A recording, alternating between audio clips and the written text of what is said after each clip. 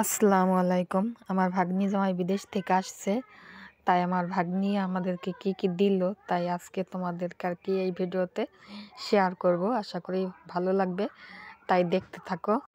এই যে তেলটা আমি ধরছি, এই তেলটা কিন্তু আমাদেরকে দিছে। তেলটা আমি রেখে দিলাম। আর এই যে ক্রিমটা আমি ধরলাম, এই ক্রিমটা হয়তো মুখে লাগায়, এই ক্রিমটাও দিছে।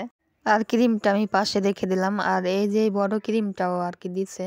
আর এই ক্রিমটা তো মুখে লাগাই, এটাও আমি পাশে রেখে দিলাম। আর এটা চুলে দেওয়া শ্যাম্পু। আর মুখ ধোয়ার একটা ফ্রেশ ওয়াশও দিছে। আর এই মুখ ধোয়ার ফ্রেশ ওয়াশটা কিন্তু আমার বুনি ব্যবহার করে, এগুলো আমি ব্যবহার করি না। আর আমরা গ্রামের মানুষ, সাদামাটা জীবন আমাদের। শীতের দিন শুধু একটা কিউটি ব্যবহার করে, একটু লিপ জেল।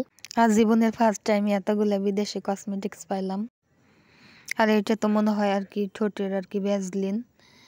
আর এটা মনে হয় আর কি বাম, মানে ব্যথার বাম। আর এই ব্যথার বামটা আমার মায়ের আর আমার বেশি কাজে লাগবে। আর এখানে আছে আর কি 4টা কফি আর কিছু চকলেট।